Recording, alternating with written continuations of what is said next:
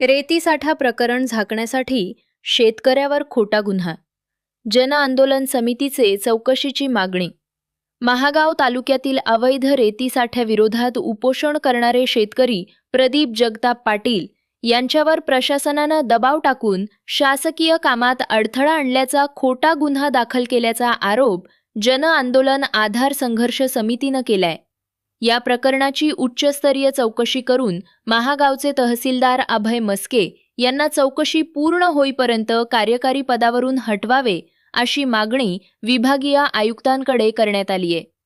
जन आंदोलन संघर्ष समितीचे संस्थापक अध्यक्ष जगदीश नरवाडे यांनी प्रशासन अवैध रेती साठ्यांवर कारवाई करण्यास टाळाटाळ करत असल्याचा आरोप केला असून महसूल विभागाच्या कारभाराची उच्चस्तरीय यंत्रणेमार्फत चौकशी झाल्यास मोठा महसूल घोटाळा उघड होऊ शकतो असा दावा केलाय. या तक्रारीमुळे महसूल विभागात खळबळ उडाली असून विभागीय आयुक्तांच्या भूमिकेकडे सर्वांचं लक्ष लागले आहे.